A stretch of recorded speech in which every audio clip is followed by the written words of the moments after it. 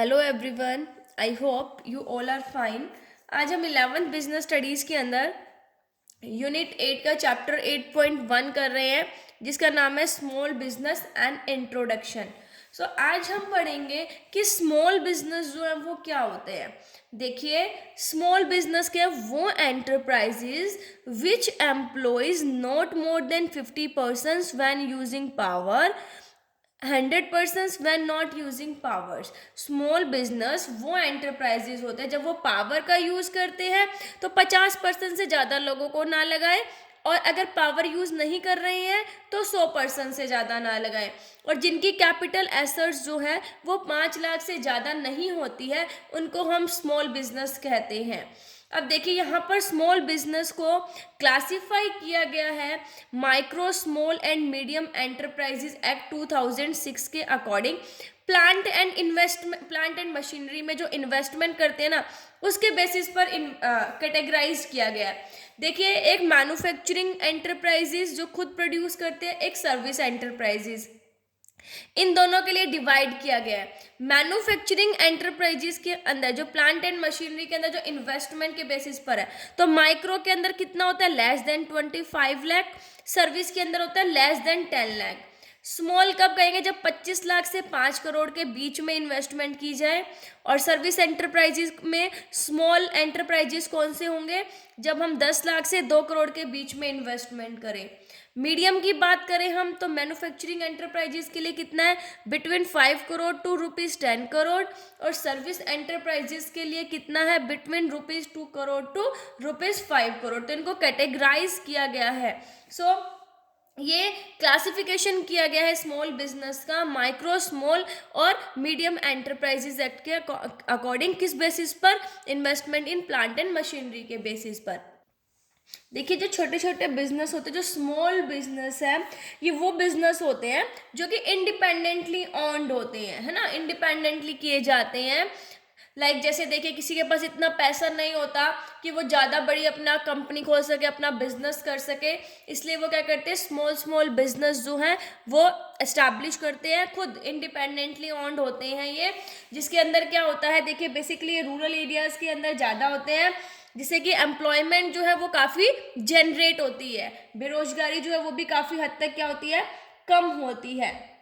सो देखिए, यहाँ पर हम पढ़ेंगे कि जो स्मॉल बिजनेस है उनका रूरल इंडिया के अंदर क्या रोल है। देखिए, इंडिया के अंदर बहुत सारे विलेजेस होते हैं, और जो मैक्सिमम पॉपुलेशन है हमारे यहाँ की वो गांवों में ही रहते हैं, और गांवों का जो स्टैंडर्ड ऑफ लिविंग है वो कई कारणों से हाई नहीं है।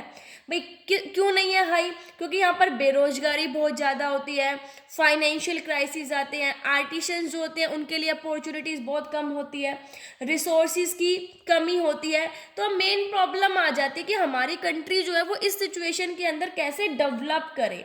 ठीक है, क्योंकि सीधी सी बात है, अगर हमें इंडिया का डेवलपमेंट करना है तो इंडिया के अंदर जो रूरल एरियाज है उनका डेवलपमेंट करना बहुत ज़रूरी है, मतलब जो विलेजेस है उनका डेवलपमेंट करना बहुत ज़रूरी है। तो जो स्मॉल बिजनेस है उनसे हम रूरल जो एरियाज है उनका डेवलपमेंट किया जा सकता है।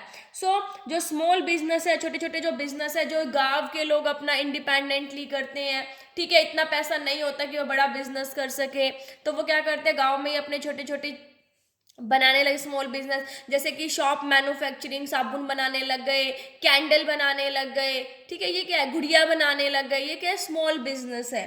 सो देखिए कैसे कैसे जो है स्मॉल बिजनेस रूरल इंडिया में अपना रोल मतलब प्ले करता है। देखिए, स्मॉल बिजनेस का क्या रोल है हमारे रूरल एरियाज के अंदर, तो सबसे पहला है मोर एम्प्लॉयमेंट। देखिए, जो स्मॉल स्केल इंडस्ट्रीज है ना, वो देखिए मोस्टली हमारे इंडिया के अंदर लोग एग्रीकल्चर करते हैं, और अगर हम एग्रीकल्चर के बाद की बात करें तो लोग अपने रोजगार के लिए किस पर डिपेंड है, हम ये स्मॉल स्केल इंडस्ट्रीज पर, क्योंकि ये जो एंटरप्राइजेज है ये लेबर इंटेंसिव होती है। लेबर इंटेंसिव मतलब जहाँ पर लेबर ज़्यादा यूज़ की जाती है, और हमारे इंडिया के अंदर तो जो लेबर है वो वैसे ही बहुत सारी मात्रा में अवेलेबल रहती है, चीप रेट पर अवेलेबल रहती है। तो स्मॉल बिजनेस जो है वो ज़्यादा से ज़्यादा एम्प्लॉयमेंट, रोजगार जो है वो प्रोवाइड करता है रूरल एरियाज़ के लोगों के लिए। नेक्स्ट है इकोनॉमिक स्ट्रेंथ। ठीक है, इकोनॉमिक स्ट्रेंथ भी बढ़ाता है।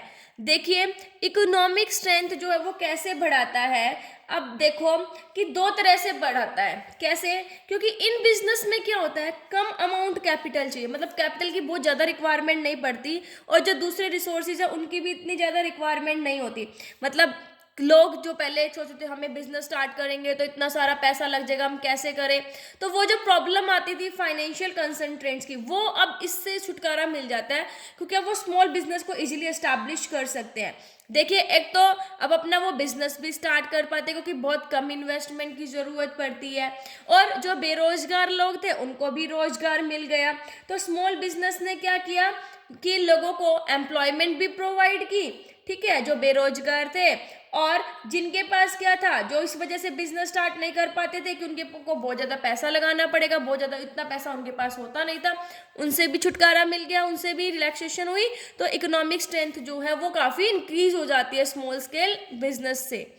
फिर है अपॉर्चुनिटीज फॉर आर्टिशंस। देखिए, जो गांव है उसके अंदर आर्टिशंस होते हैं, कुछ स्पेशलिस्ट होते हैं, आर्टिस्ट होते हैं, जो कि अपने अपने फील्ड में एक्सपर्ट होते हैं, लेकिन अवसर की कमी होने की वजह से उनकी स्किल सामने ही नहीं आ पाती है। तो स्मॉल बिजनेस जो है, मतलब स्मॉल बिजनेस में क्या करते हैं, इंडिपेंडेंटली ओन होते हैं। आप अपनी जो एबिलिटीज, अपनी जो स्किल्स है उसको आप दिखाते हो, ठीक है, वो इस्टेब्लिश करते हो। लाइक कोई कैंडल बना रहा है, कोई शॉप बना रहा है, कोई गुड़िया बना रहा है, कोई घर पे मैट बना रहा है, ठीक है, कुछ भी बना रहा है घर पे जो हम बनाते हैं, हम ये कह सकते हैं, ठीक है, स्मॉल बिजनेस। तो उसने इन पीपल के लिए काफ़ी सारी अपॉर्चुनिटीज़ को क्रिएट किया। फिर है बैलेंस्ड रीजनल डेवलपमेंट। हर क्षेत्र में बैलेंस डेवलपमेंट हुआ, क्योंकि ये जो एंटरप्राइजेज हैं वो किस पर डिपेंड थे, जो हमारे लोकल सोर्स है प्रोडक्शन के उसके ऊपर डिपेंड थे, ठीक है। यहाँ पर जो इंडस्ट्रीज है वो सिर्फ खुद तक एक पर्टिकुलर प्लेस तक ही सीमित नहीं थी, बल्कि अलग अलग डाइवर्सिफाई हुई, ठीक है। मतलब हम ये कह सकते हैं कि ये जो बिजनेसेस हैं ये किसी भी प्लेस पर कैरी किए जा सकते हैं, यहाँ तक कि रिमोट एरिया, जो पिछड़े बैकवर्ड एरियाज है वहां पर भी किए जा सकते हैं। ये नहीं कि एक स्पेशल एरिया में ही करना, नहीं, आप इसे कहीं पर भी कर सकते हैं, किसी भी एरिया के अंदर कर सकते हो, जिससे हर क्षेत्र की जो रीजनल डेवलपमेंट है वो क्या होता है, बैलेंस्ड होता है। फिर है promotion of standard of living. देखिए, इससे स्टैंडर्ड ऑफ लिविंग भी काफ़ी बढ़ता है, क्योंकि जो स्मॉल बिजनेस है वो तो या तो रूरल एरियाज में, विलेजेस में, ठीक है, क्या किया जाता है भाई, नियर बाई जो रीजन्स है वहाँ इस्टेब्लिश किए जाते हैं। अब देखिए, वहाँ पर इस्टेब्लिश किए जाएंगे तो वहाँ पर क्या होता है, उनका डेवलपमेंट होता है। एक तो वहाँ के लोगों को रोजगार मिलता है, इलेक्ट्रिसिटी की फैसिलिटी प्रोवाइड की जाती है, वाटर की, रोड्स का कंस्ट्रक्शन होता है, बैंक्स आ जाते हैं, मोड्स ऑफ ट्रांसपोर्टेशन यूज हो जाएगा, क्योंकि बनाएंगे तो वो फिर एक जगह से दूसरी जगह पर बेचने के लिए मोड्स ऑफ ट्रांसपोर्टेशन का यूज किया जाएगा, रोड्स भी बनाए जाएंगे। तो इस सिचुएशन में जो स्टैंडर्ड ऑफ लिविंग है उनका वो भी काफी इम्प्रूव होता है। नेक्स्ट है better utilization of local resources. अब देखिए, रूरल एरियाज के अंदर जो रिसोर्सेज है, जैसे लेबर है, बंजर भूमि है, रॉ मटेरियल, ये आइडल पड़े रहते हैं, मतलब इनका यूटिलाइजेशन या तो होता ही नहीं है, और होता है तो बहुत कम क्वांटिटी में होता है। क्यों होता है? क्योंकि वहां पर हमने बताया था कि प्रॉपर यूटिलाइजेशन नहीं हो पाता, उनके पास फाइनेंशियल कंसंट्रेट्स हो जाती है, वो बिजनेस स्टार्ट नहीं कर पाते हैं, वो रिसोर्सेज आइडल पड़े रहते हैं। तो स्मॉल इंडस्ट्रीज के एस्टैब्लिशमेंट से इन रिसोर्सेज का अच्छे से यूटिलाइजेशन हो पाया है। तो हम कह सकते हैं कि जो हमारे लोकल रिसोर्सेज है उनका भी अच्छे से यूटिलाइजेशन हुआ है। फिर है less pressure of population on agriculture. हमें पता है कि लोग जीने के लिए ज़्यादातर किस पर डिपेंड है, एग्रीकल्चर पर डिपेंड है, और जो हमारी जो आज की ज़मीन है ना वो छोटे छोटे टुकड़ों में बट चुकी है, अब छोटे छोटे टुकड़ों में डिवाइड हो चुकी है, तो वो फार्मिंग के लिए इतनी बेनिफिशियल नहीं है, क्योंकि छोटे छोटे खेत बढ़ चुके हैं। अब जरूरी है कि हम उस लैंड के बर्डन को कम करें, तो हम किससे कम कर सकते हैं, स्मॉल बिजनेस का स्टैब्लिश करके। मतलब आप क्या कीजिए, डाइवर्सिफाई हुई है एग्रीकल्चर से कहाँ पर, स्मॉल बिजनेस की तरफ। फिर है इक्विटेबल डिस्ट्रीब्यूशन ऑफ इनकम। अब यहाँ पर क्या हुआ, स्मॉल स्केल इंडस्ट्रीज के एस्टैब्लिशमेंट से इक्विटेबल डिस्ट्रीब्यूशन हुआ नेशनल इनकम का, ठीक है, जिससे कि क्या हुआ, रिच और पुअर का जो गैप है वो भी काफ़ी कम हुआ, क्योंकि यहाँ पर इनकम कुछ बड़े बड़े इंडस्ट्रियलिस्ट के पास नहीं, बल्कि छोटे छोटे जो रूरल इंडस्ट्रियलिस्ट हैं उनके पास भी क्या की जाती है, डिस्ट्रीब्यूट होती है, जिससे कि रिच और पुअर के बीच का जो कंट्री के अंदर गैप है वो काफ़ी रिड्यूस हुआ है। तो ये इसके क्या था, रोल था स्मॉल बिजनेस का रूरल इंडिया में। आई होप आपको ये टॉपिक समझ आ गया होगा। Thank you, stay safe, stay home.